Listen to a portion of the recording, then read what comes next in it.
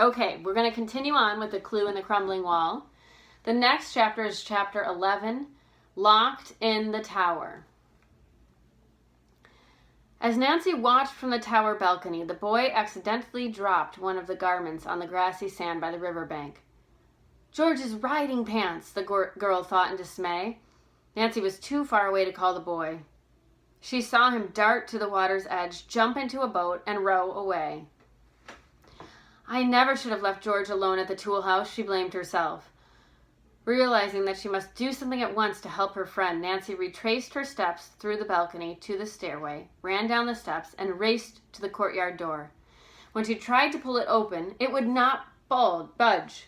She yanked and yanked. Finally, the disturbing realization came to her that someone had locked it. She was a prisoner in the tower.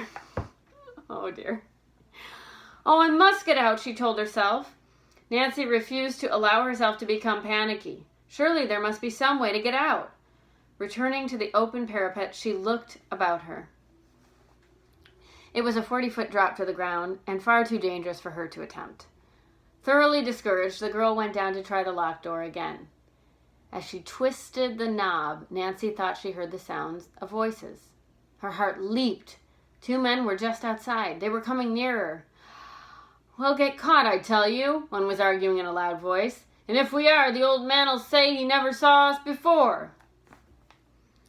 Oh, quit your worrying, the other growled. Just leave the brainwork of this job to me. We'll find that clue yet. It's somewhere in one of the walls of the estate. Yeah? Which wall? The first man asked sarcastically. The place is full of 'em. Anyhow, I'm satisfied with what we found already and kept for ourselves. When he sees all of the walls we've blasted, he can't deny we did a pretty thorough job for him, the other snickered. The voices faded out, and Nancy guessed that the 2 speakers had moved away. Who were the men? The voice of one was entirely unfamiliar. Though she could not be sure, she thought that the other man might be the one whose motorboat had crashed into her own. Though she had not heard him speak at the time of the accident, this man's voice was certainly that of the person she had suspected and spoken to near the dock. Nancy was sure he was the one for whom she was looking, even though he had denied it. Well, that proves a few of my theories, the girl thought grimly. The walls of Heath Castle and the gardens have been damaged deliberately and on orders from someone who wants to find a clue. Evidently, those men have located something of interest too. It could be the missing half of the note I picked up, or it could be something connected with Walter Heath's experiments, or it could very well concern Floriana. Hoping to catch a glimpse of the men, the girl returned to the parapet and watched eagerly. She did not see them, but a moment later she heard them whistling and calling to the dogs. Then all became quiet again. They've gone, Nancy thought uneasily. Maybe I should have let them know I'm here when I had the chance. But no, they're not honest, and they probably would have ruined all my plans. I'll get out somehow. The girl was in a predicament, nevertheless. George, stranded without clothes at the tool house, could not help her. Bess, so far as she knew, was waiting in the parked car outside of the castle gates. Nancy roved restlessly about the ground floor of the tower, searching vainly for an exit. To add to her dismay, she was very hungry. Looking at her watch for the first time, the imprisoned girl was amazed and to discover that it was after 2 o'clock. If I ever get out of here, George and Bess will skin me alive, she thought with a guilty smile. But if she had only known, Bess Marvin at that moment was frantically trying to save her own skin. She was perched in a tree a considerable distance from the castle. Surrounded by watchful dogs, she was afraid to descend for fear they might tear her to pieces. Oh, that reminds me of me when I was a kid. I was so afraid of dogs. Okay. In the midst of a state bordering on tears, she was startled to hear whistling. The dogs heard the sound too. They pricked up their ears, then went racing away. Thank goodness, Bess gasped, sliding down from her leafy prison. So much time had elapsed that she decided it would do no good to try to find Nancy and George. Had they not encountered Hector Keep already, they surely would have returned to the parked car. I'll go back there. Bess concluded. But which way did I come? She wondered. Hopelessly confused, she started off, unwittingly taking a trail leading toward the river. After a long walk, Bess found her way blocked by a crumbling wall. One of the stones had fallen out, creating a perfect peephole. The girl peered through it, hoping to see the road. Instead, she saw the river stretching out below her.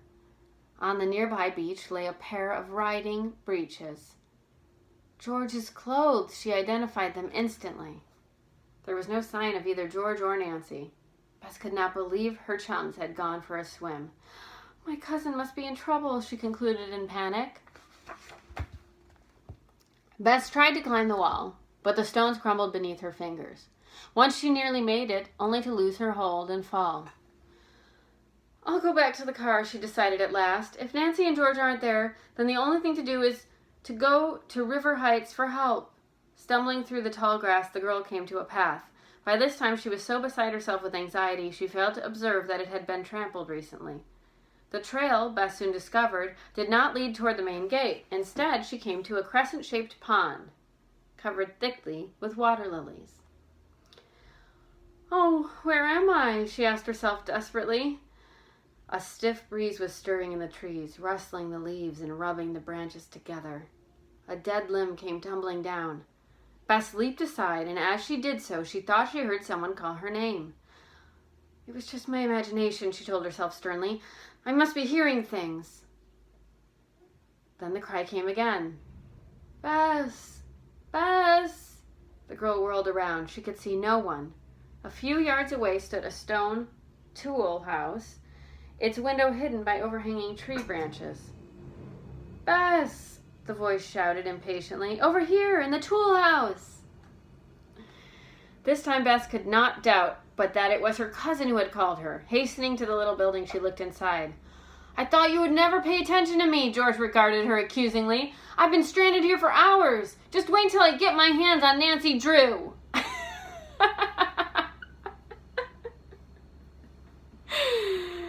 Oh, George, where are your clothes? Bess gasped in astonishment.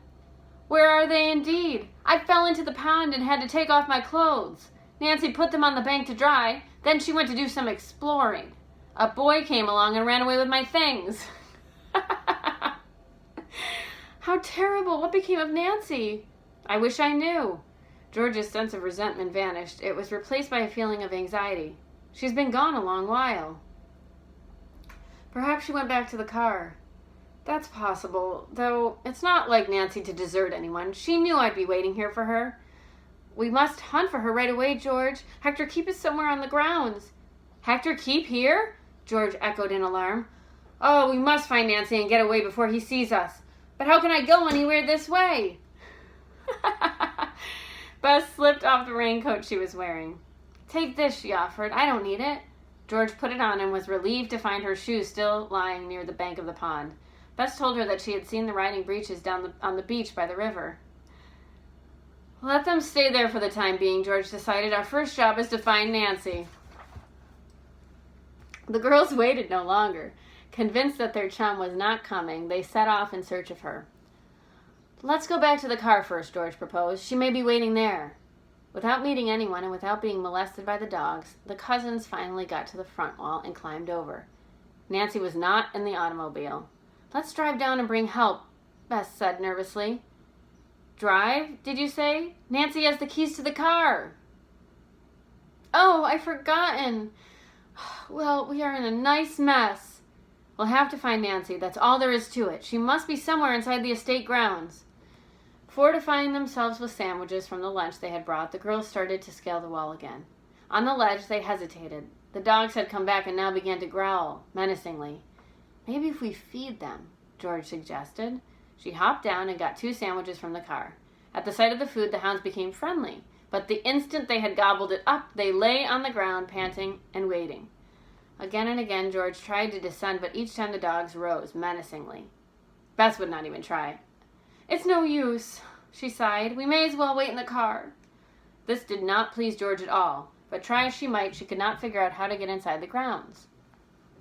The dogs showed no inclination to leave. Whenever George went near the wall, they started barking. An hour elapsed, and still another. The afternoon sun slipped lower behind the trees, and long shadows darkened the woodland road. Only then did the girls conclude that Nancy must be in serious trouble. Otherwise, she would have returned by this time.